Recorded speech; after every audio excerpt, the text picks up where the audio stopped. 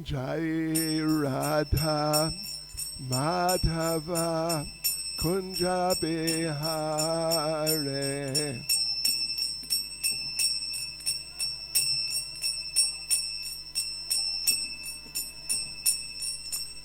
Jai Radha Madhava Kunja Bihare.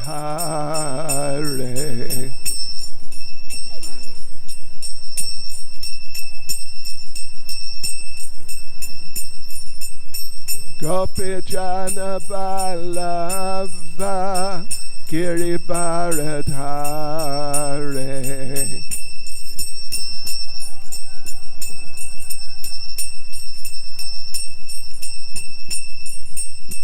Gopi Jana Vallabha Giribharadhare.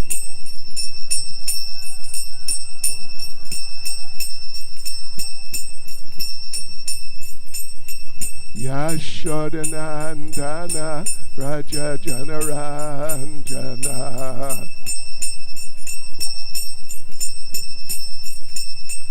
Yashodanandana Raja Janaranjana.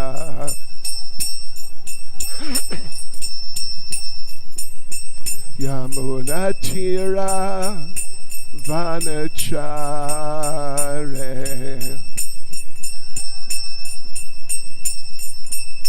Yamunatira Vanachare.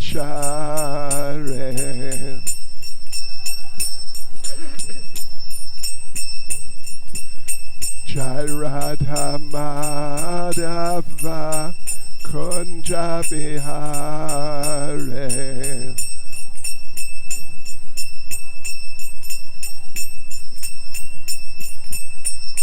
Jaya Radha Madhava Kunja Bihare.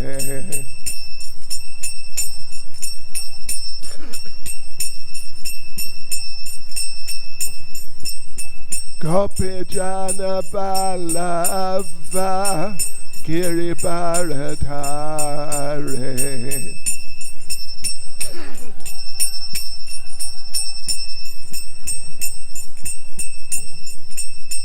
Gopi Jana Vallabha Giribharadhare.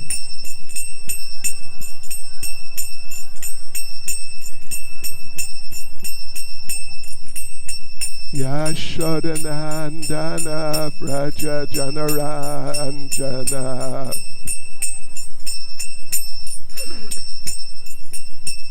Yashodanandana Vraja Janaranjana.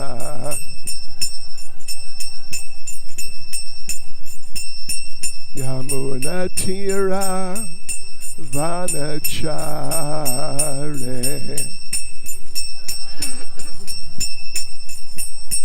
Yamunatira Vanachare.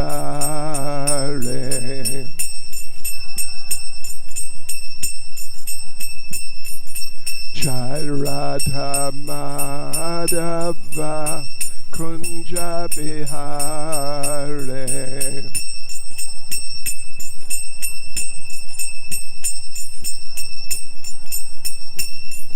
Jai Radha Madhava Kunja Bihare.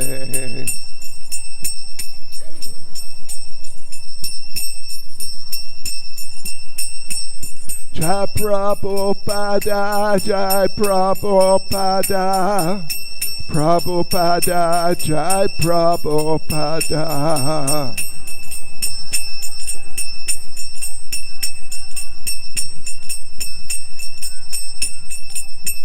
Jai Prabhupada, Jai Prabhupada, Prabhupada, Jai Prabhupada.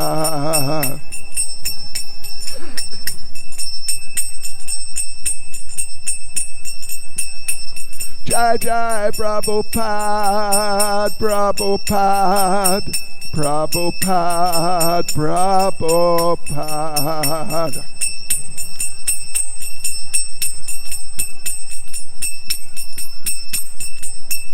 Jai Jai Prabhupada, Prabhupada, Prabhupada, Prabhupada.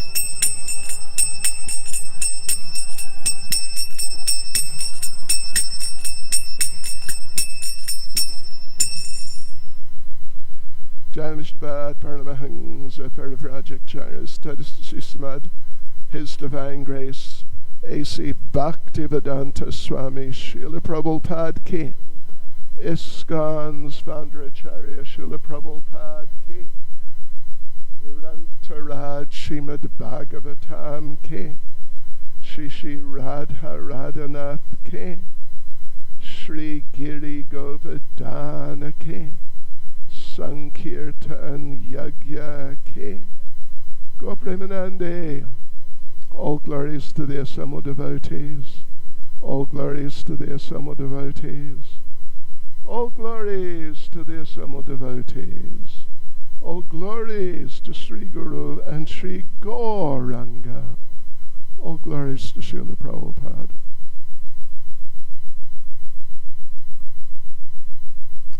Could someone just tell me, is this loud enough, or should we turn it up, or what should we do?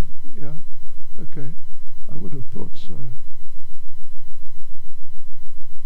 Yes, okay. Here we go.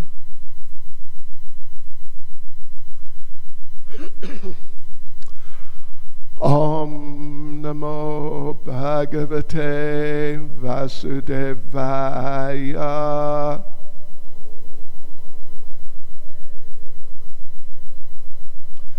Om Namo Bhagavate Vasudevaya.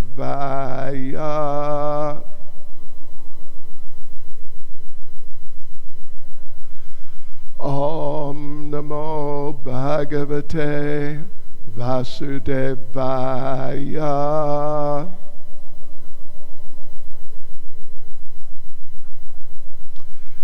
This morning we're reading from Srimad Bhagavatam, Canto 4, Chapter 19, King Prithu's 100 Horse Sacrifices, verse 38. Sa Tvam Vimrishyasya Bhavam Prajapate Sankalpanam Vishva Pipiprihi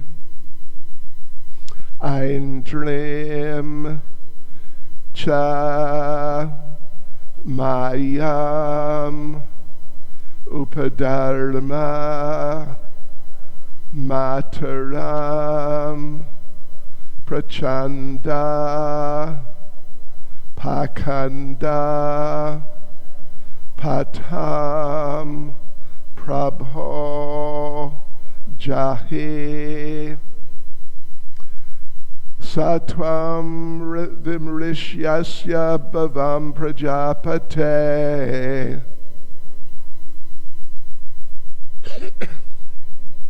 Sankalpanam Vishva Srijam Pipi Prihi Eindrim Chamayam Upadharma Mataram Prachanda Pakanda Patam Prabho Jahi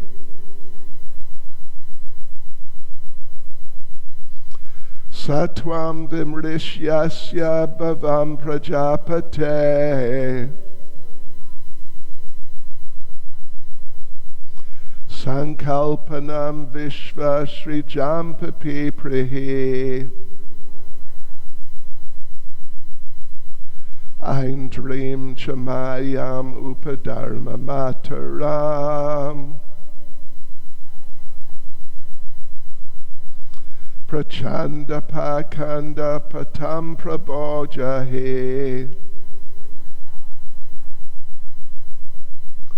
Satvam Vimrishyasya Bhavam Prajapate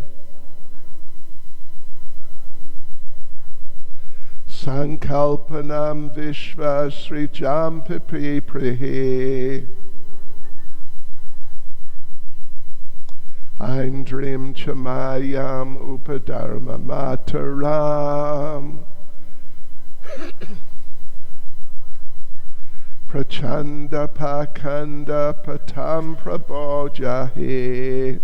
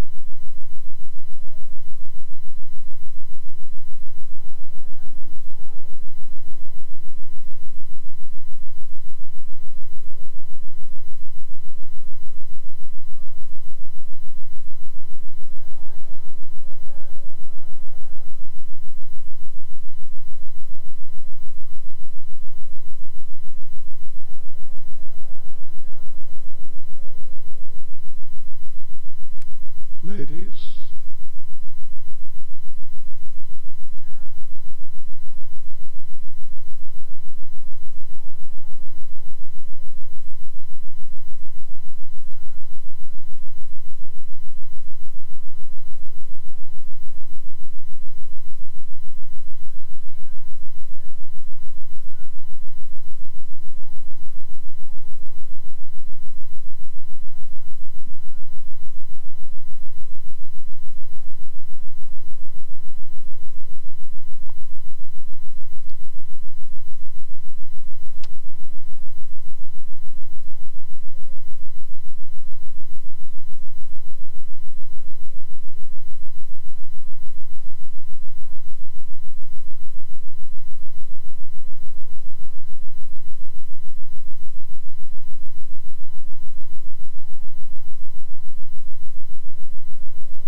Vidharma Mataram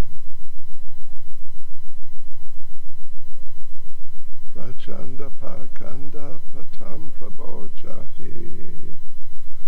Sa, the aforesaid, Tvam, you, Vimrishya, considering, Asya, of the world, Bhavam, existence, Prajapate, O protector of the people, Sankalpanam, the determination, Vishvasrijam, of the progenitors of the world, Papiprahi, just fulfill, Eindrim, created by the King of Heaven, Cha, also, Mayam, illusion, Upadharma, of the irreligious system of so-called sannyas, Mataram, the mother, Prachanda, furious, dangerous, Pakandapatam, the path of sinful activities, Prabho, O Lord, Jahi, please conquer. Translation, O protector of the people, please consider the purpose of your being incarnated by Lord Vishnu. The irreligious principles created by Indra are but mothers of so many unwanted religions. Please therefore stop these imitations immediately. Purport by Srila Prabhupada. Lord Brahma addresses King Prithu as Prajapate, just to remind him of his great responsibility in maintaining the peace and prosperity of the citizens. Maharaj Prithu was empowered by the Supreme Personality of Godhead for this purpose only.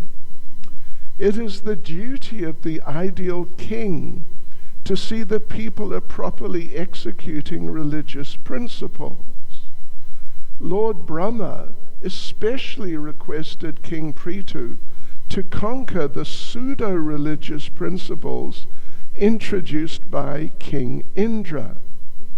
In other words, it is the duty of the state or king to put a stop to pseudo-religious systems produced by unscrupulous persons. Originally, a religious principle is one, given by the Supreme Personality of Godhead, and it comes through the channel of disciplic succession in two forms. Lord Brahma requested Prithu Maharaj to desist from his unnecessary competition with Indra, who was determined to stop Prithu Maharaj from completing 100 yajnas. Instead of creating adverse reactions, it was better for Maharaj Prithu to stop the yajnas in the interest of his original purpose as an incarnation. This purpose was to establish good government and set things in the right order.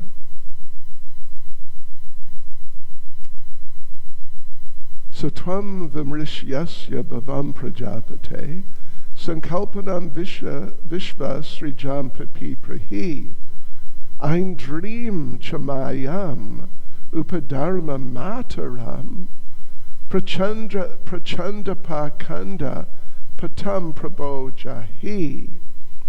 O protector of the people in general, please consider the purpose of your being incarnated by Lord Vishnu. The irreligious principles created by Indra are but mothers of so many unwanted religions. Please therefore stop these imitations immediately. Nama Om Vishnu Padaya Krishna Prestaya Bhutale Srimati Bhakti Vedanta Swami Niti Namane Namaste Saraswati Deve Gauravani Pracharane Nirvishesha Shunyavadi Paschitya Adeshatarane Sri Krishna Caitanya Prabhu Nityananda Sri Advaita Gadadha Shivas Adi Gaura Bhakta Vrinda Hare Krishna, Krishna Krishna, Hare Hare, Hare Rama, Rama Rama, Hare Hare. Vanchakalpatarubhyascha kripa sindhubhya evacha patitanam pavanebhyo vaishnavebhyo namo namaha. Hare Krishna. Well, just from my side, welcome to Madhava Prabhu and Mataji Radhika. Hare Krishna. Bienvenue. Yes, okay. Well, continuing this very interesting and very striking story, narration about King Prithu's attempt to do 100 horse sacrifices. And of course, those of you who have been following it, or those of you who otherwise are familiar enough with Srimad Bhagavatam, you would know that for some reason, Maharaj Prithu decided to do 100 Ashvamedha sacrifices or horse sacrifices. Why would he decide to do that? It's a good question, actually. First of all, he's an incarnation of the Supreme Personality of Godhead. At least he's Shaktyavesh avatar, an empowered jiva who is, because of the extreme empowerment by the Supreme Personality of Godhead, is conducting himself, acting as the Lord, with the potencies of the Lord. So in that sense, he has nothing to prove or nothing to gain by doing 100 horse sacrifices.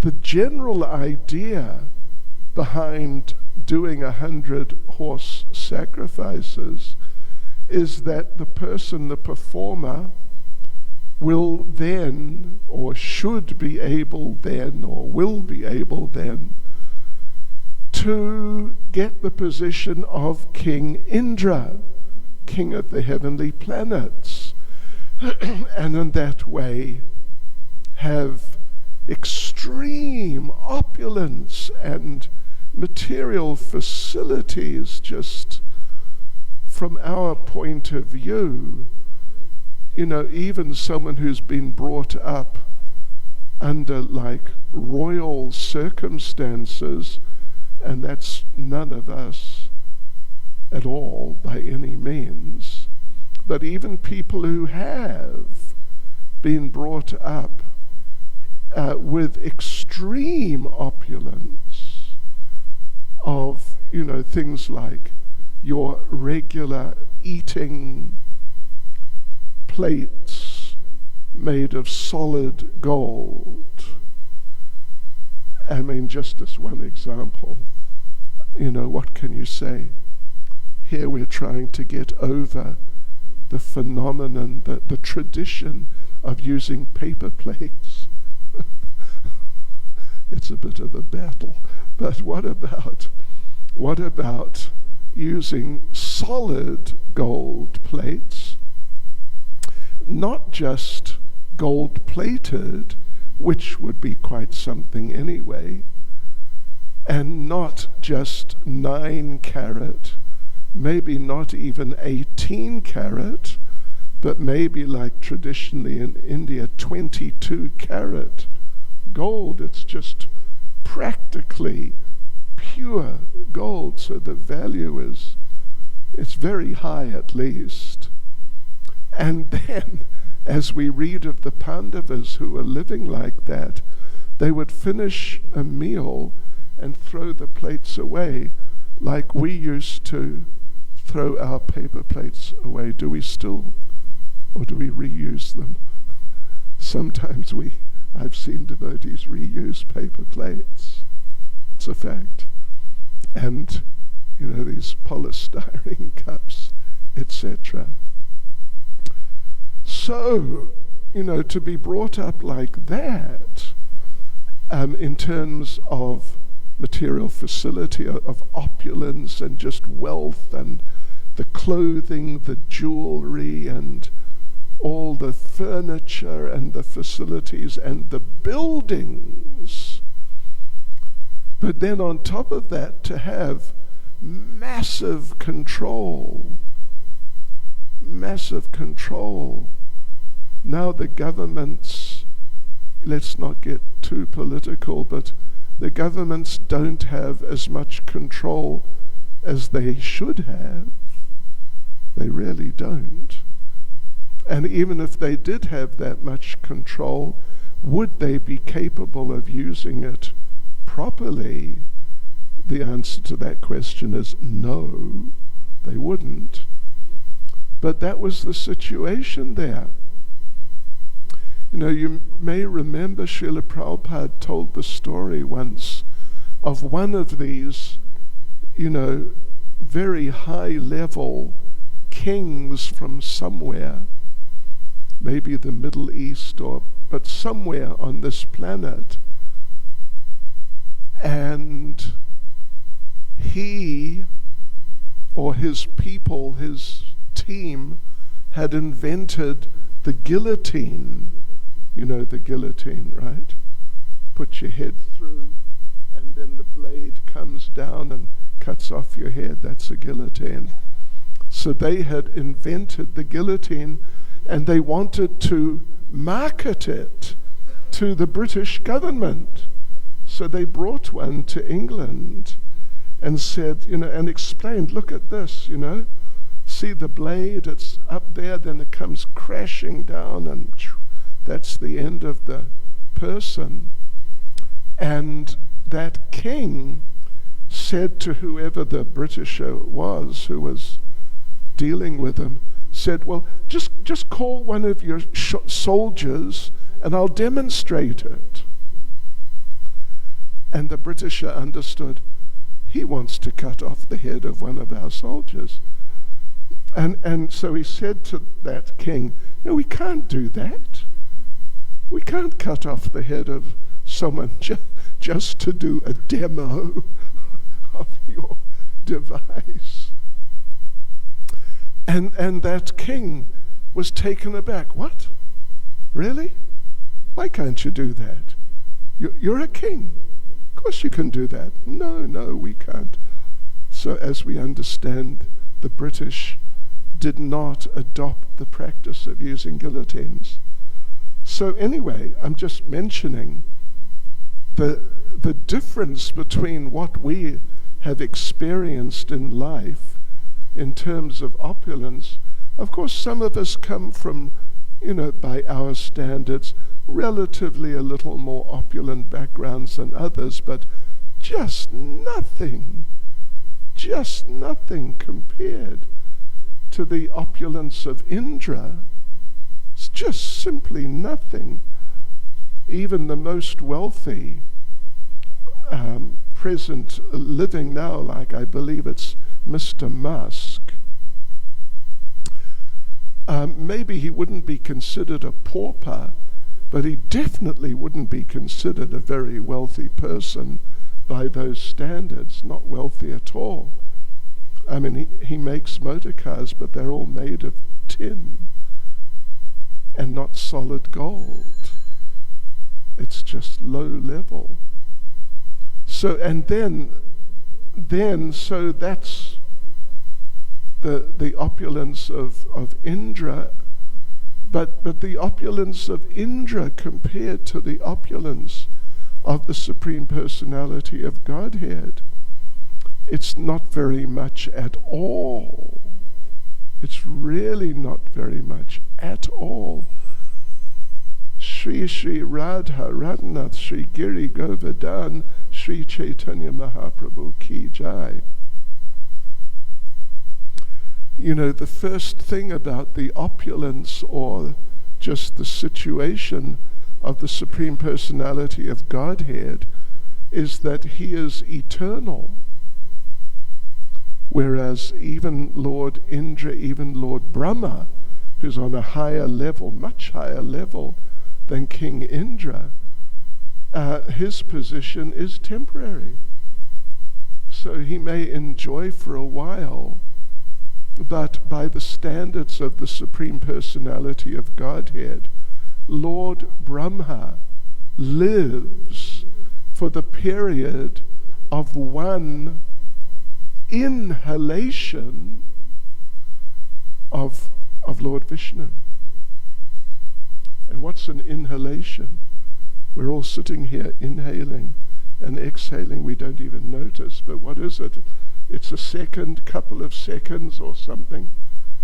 What sort of period of time to really get into something is that?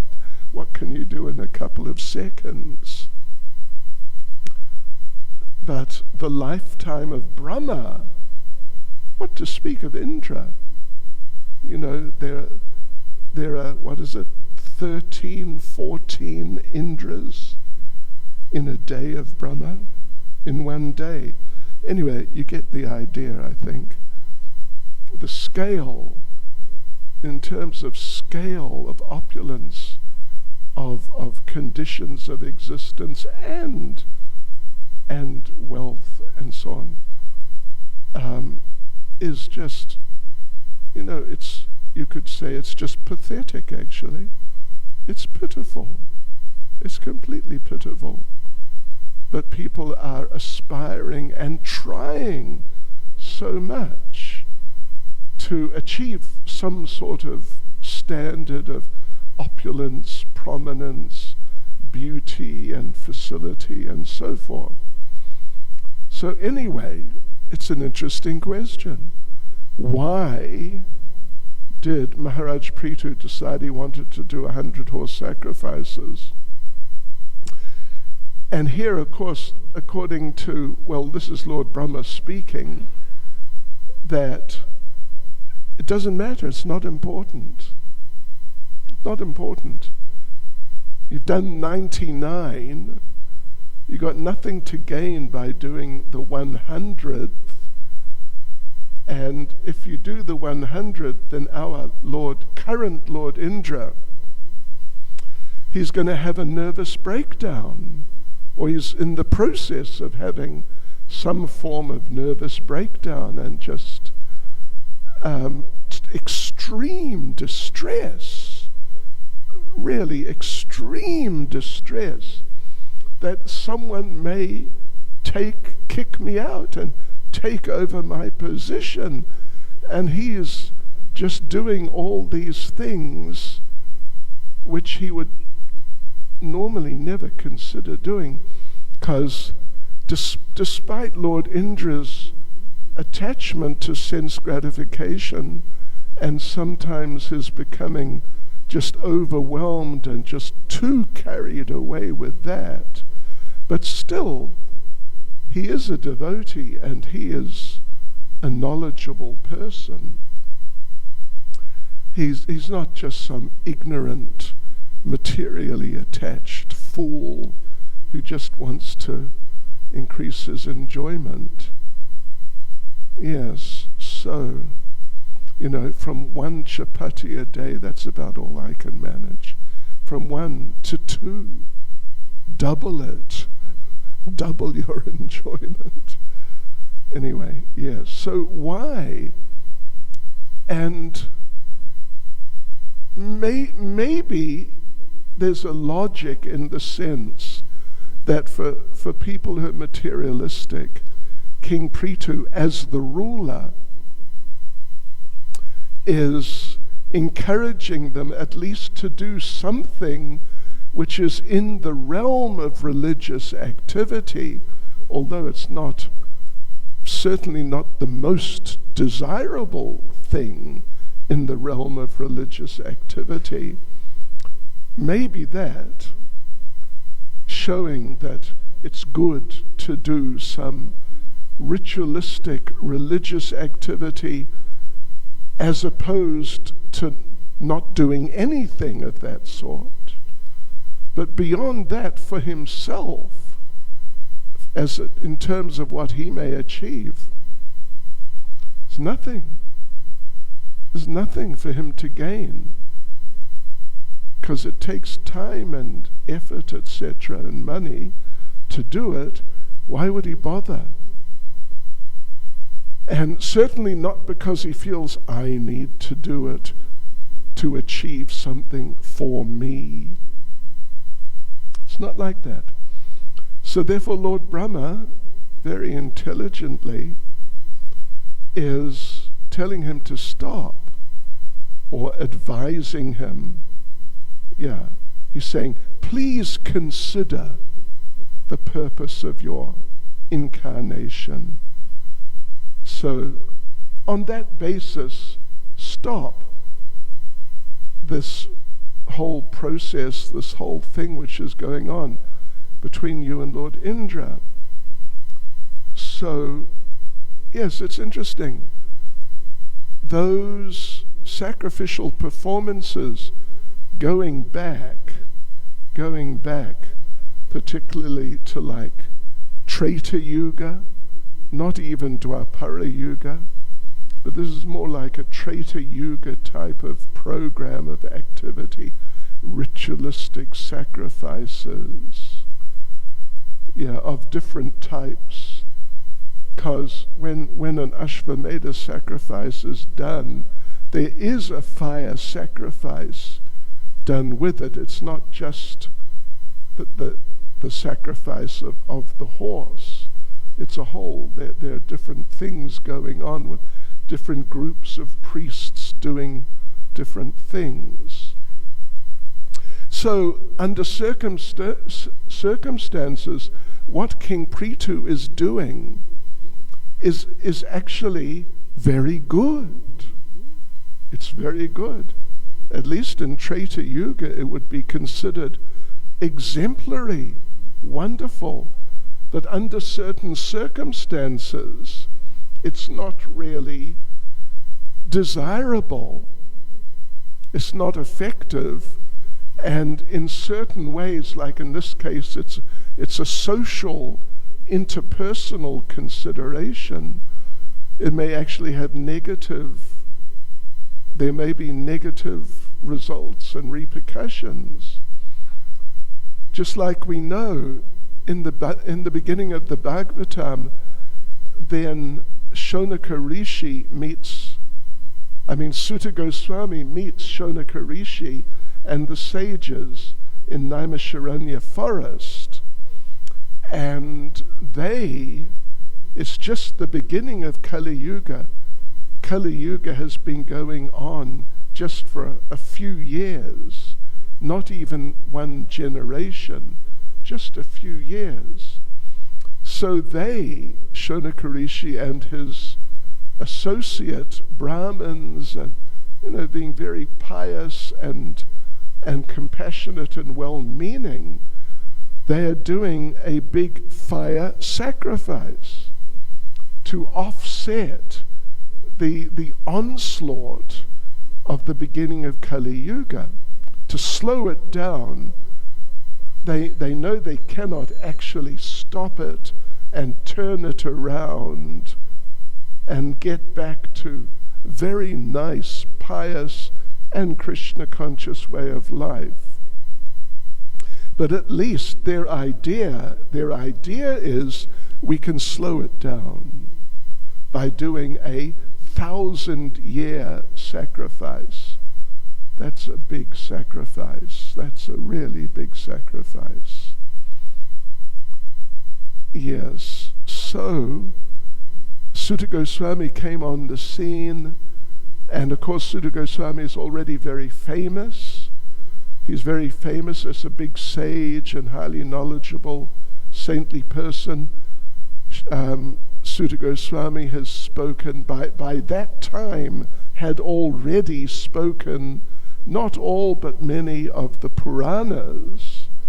So he's very famous, very well-known religious shastric authority. And so he came on the scene, and they recognized him. And so Shonaka Rishi, the head of the group, he asked him, what is the best thing that we can do to help the people in this Kali Yuga, because it's just such a horrific time, just incredibly horrific time. So what can we do to help the people? And he said, we're doing the sacrifice with this idea in mind, or on the basis of this idea, but we don't seem to be getting a result. We're chanting these mantras and offering the ghee into the fire, etc. We're not getting the results that we should be getting, which would be, they would be able to feel the improvement in the atmosphere.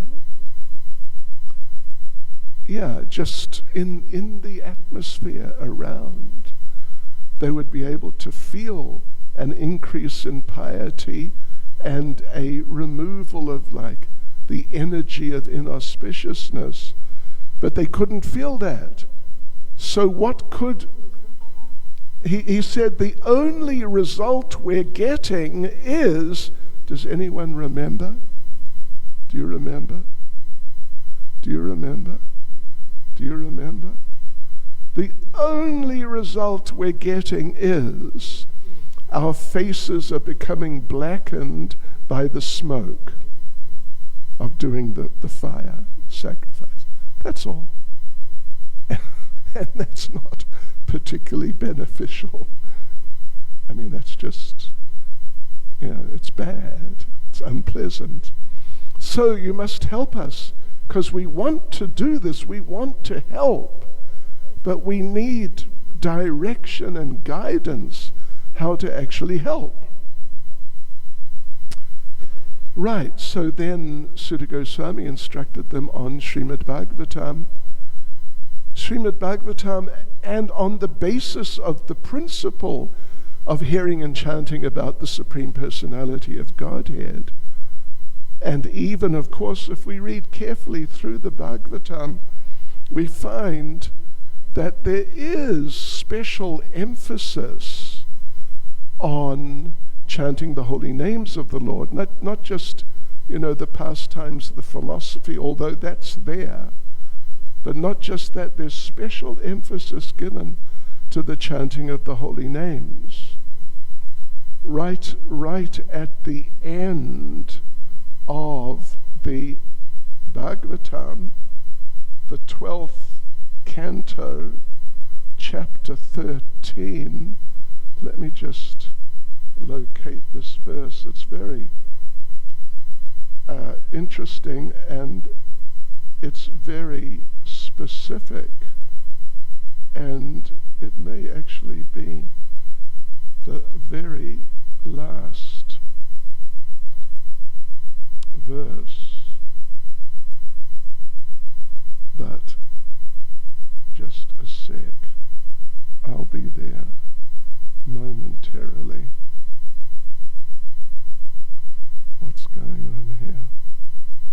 Yes. Right, yes, okay. It's actually the last verse of the whole Srimad Bhagavatam. He offers his final obeisances to the Lord. But the verse says, Nama Sankirtanam Yasya Sarva Papa Pranashanam Pranamo Dukkha Shamanas Tam Namami Harim Param. I offer my respectful obeisances unto the Supreme Lord Hari, the congregational chanting of whose holy names destroys all sinful reactions, and the offering of obeisances unto whom relieves all material suffering. So it's an interesting point that, having spoken some verses just immediately before this, verses to the Lord and meditating on the Lord, Satyam Param Dhimahi, and things like this. Srimad Bhagavatam Puranam Amalam Yad Vaishnavanam Priyam. These types of statements, and things like Nimnaganam Yata Ganga Devanam Achuto Yata Vaishnavanam Yata Shambhu Purananam Idam Tata. Just as the Ganga is the greatest of all rivers, Lord Achyuta, Krishna, of course, the supreme among deities, and Lord Shambhu, Shiva, the greatest of Vaishnavas, so Srimad Bhagavatam is the greatest of all Puranas, which happen to be the greatest. The Puranas are the greatest of all scriptures. That's about half a dozen verses before. But finally, Nama Sankirtanam, emphasizing, giving special place of honor, you could say something like that, to the practice of chanting the holy names of the Lord. And it's not just for Kali Yuga, it's Bhagavatam is eternal. So anyway, here, Prithu, the thing is, King Prithu has appeared for a particular reason. And the reason is not, certainly not to become Lord Indra, and it's not, even though there's a certain place for him doing some things to encourage impious people to at least do something religious, worship some demigods, do a fire sacrifice or something, as opposed to nothing. But that's not actually what he's come for. He's come to establish Krishna consciousness, Vaishnavism. That's what he's come for. And to get the people as much as possible, and all of them, if possible, into being Vaishnavas. But poor old Lord Indra, because of his material attachments, cannot handle it. Anyway, that we know very well. So, and as Swarup Damodar Prabhu was saying yesterday, it's a very good point. I mean, it's a very interesting point, and it's important too that Lord Brahma, who's instructing here, stop it. He could have told Lord Indra, stop it. You know, let him do 100 horse sacrifices. Don't stress about whether he's going to take over your post, because he's not going to.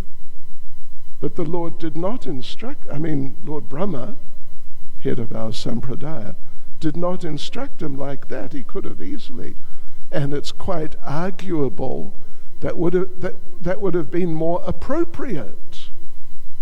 But he didn't say that, because he knew that Lord Indra could not and would not be able to deal with the situation if Maharaj Prithu did do the 100 horse sacrifices. Even if Maharaj Prithu made it clear that I do not want your position, Lord Indra would not have been able to digest it and carry on happily enough in his post, very important post as the king of the demigods.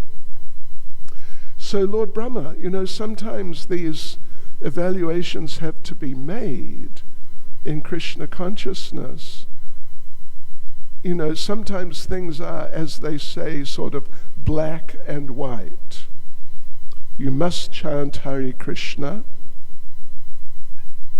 and that's the main thing you must do, full stop. And you are spirit soul. That's it. That's it. There's no room for debate or assuming some other sort of identity.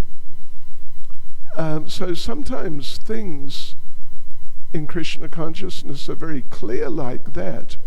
And even you could say a fool, Krishna conscious fool, anyway, someone who's not so well educated but has the basic ideas in Krishna consciousness could understand, oh yeah, that's right, must do this. But then sometimes there are these subtleties, and sometimes we need, when there are these subtleties, then we need help to understand how to address a point in Krishna consciousness or a challenge, some situation in Krishna consciousness.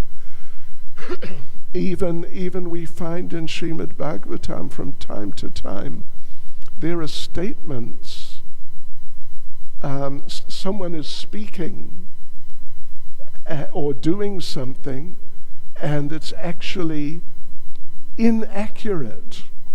It's not correct. Like even Lord Krishna in the 10th canto, we're coming up in a little while to Govardhan Puja, but Lord, we should know very well, Lord Krishna preached Karma Mimamsa to Nanda Maharaj as the main process, really, for justifying not doing the Indra Puja, but doing the Govardhan Puja. And the fact is that from the point of view of Krishna consciousness, Karma Mimamsa is not correct. There are elements of truth in it, of course, but it's not like we must now do Karma Mimamsa. We must not do Karma Mimamsa, actually. Yeah, so you get things like that in Srimad Bhagavatam. And if you don't either know enough or have access to people who know enough, then you will inevitably become confused. And, well, you'll just be confused. And you may try and choose between doing this and doing something else, which is promoted elsewhere in the Bhagavatam. You may make the wrong choice. Because when it comes to doing things, like anything practically, there's pretty much one way to do something correctly, but there are usually more ways of doing the same thing incorrectly than there are ways. I mean, even sometimes you get a couple of different ways, like, should we eat prasadam with our hands or with spoons and things? Interesting question. Prabhupada definitely advocated hands. And Prabhupada laughed because one of his godbrothers tried to demonstrate to him how to eat peas with a fork. I mean, it's something related to chopsticks, maybe. Someone tried to teach me how to use chopsticks once. I gave up after about 5 minutes. So, but to use spoons, it's not like, this is adharma or something, just simply wrong.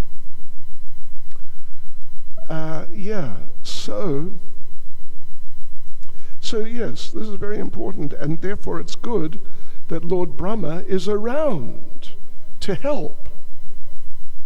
And even though he suggests taking an approach to the situation which could be argued to not actually be good, just stop doing this very pious and at least materially wonderful sacrifice just because this person, as they say, is, what do they say?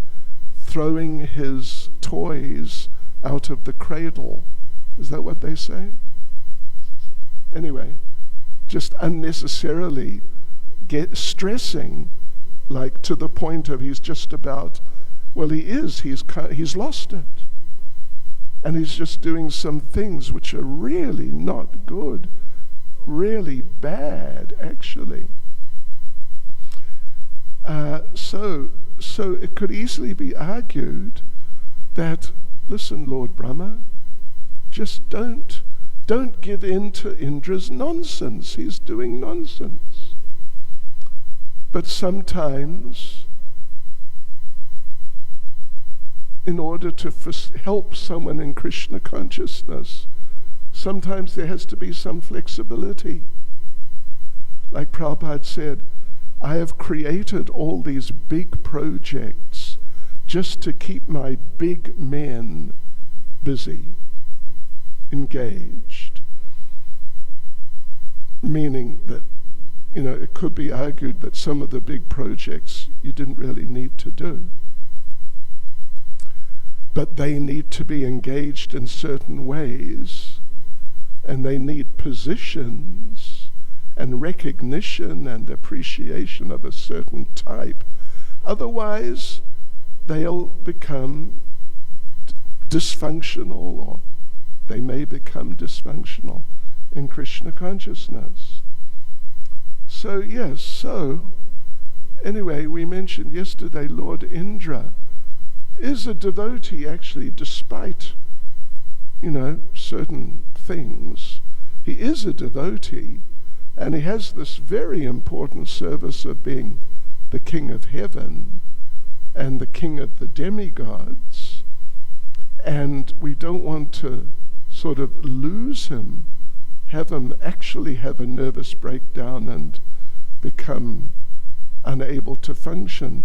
So you, King Prithu, you don't need to do 100 horse sacrifices. You just don't need it. So stop. That's what he's saying. Because Indra is becoming, the term is upadharma mataram, or he's doing things which are upadharma mataram. Upadharma, there are 5 types of deviant dharma: adharma, upadharma, and there's 3 others described in the 8th canto. Forms of dharma, they may look like religious, like bona fide religious activities, but they're not. So upadharma is one, and upadharma, upa generally means it looks like, it's like, in a sense, it's close to real dharma, but actually it's not. So he's doing, what's going on is upadharma mataram. Mataram meaning mother.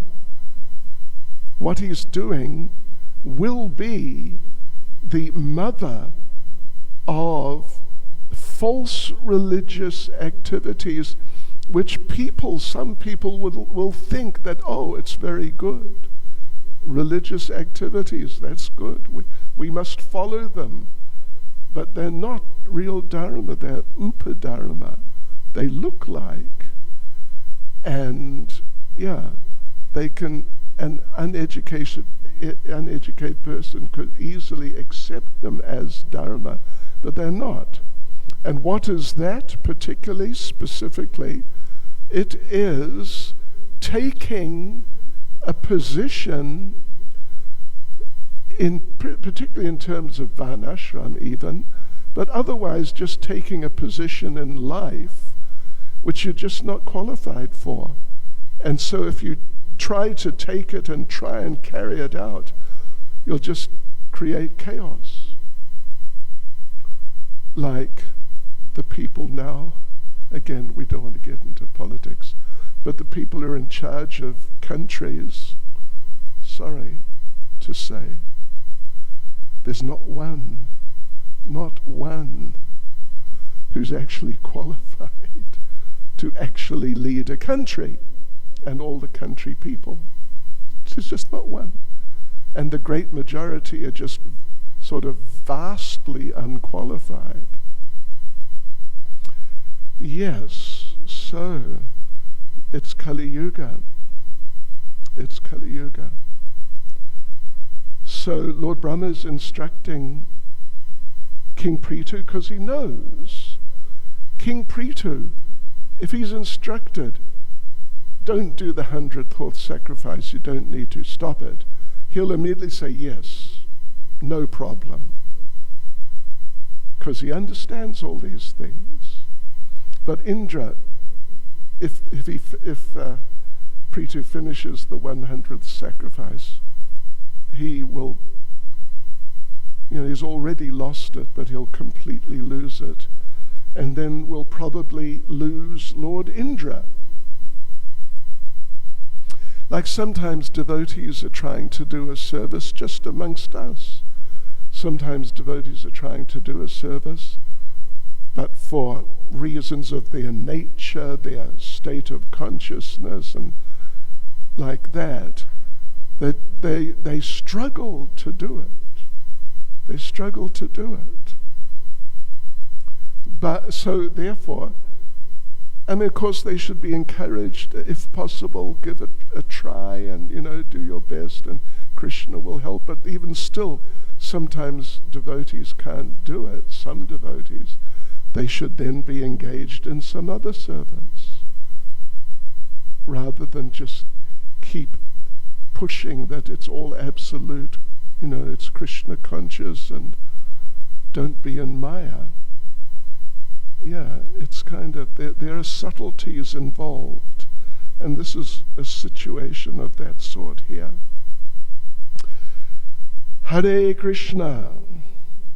Srila Prabhupada Ki Jai. Any comments or questions? Jai Sachinandan Prabhu.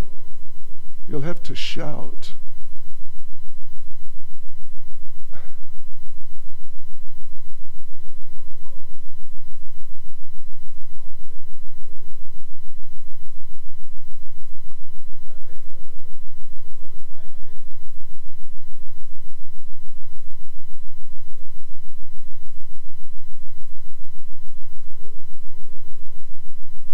Yeah, right. On the surface.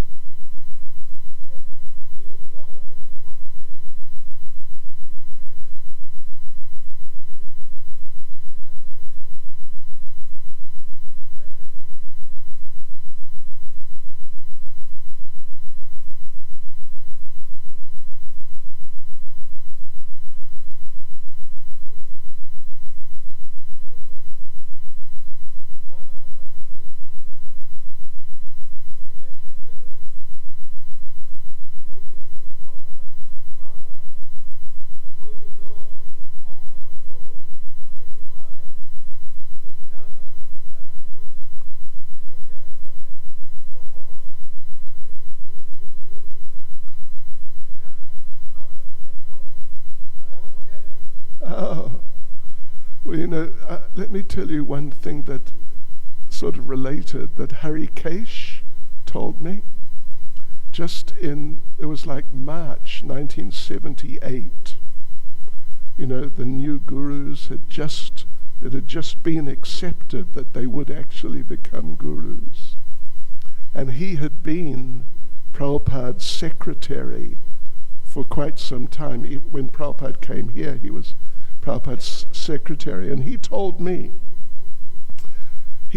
personally, he and I went on a trip traveling around England, preaching in different namahatas and university programs and so on, just the two of us. And he told me that he was with Prabhupada. They were flying over the Swiss Alps, and he said Prabhupada was by the window. Prabhupada turned to him, and Prabhupada said, "There is one mountain here. It is 100,000 miles high." And Mount Everest, what Swiss Alps are relatively small. Mount Everest is only, 6 miles high or something like that. Now this is now 100,000. So Harikesh Prabhu told me that he sort of spontaneously gave Prabhupada a look, like, what sort of look. And Prabhupada picked up on it completely. And Prabhupada became angry. And Prabhupada said, "I have seen it." Haribol. Yes. Anyway, thank you. Interesting. Madhava Prabhu, any point you'd like to raise?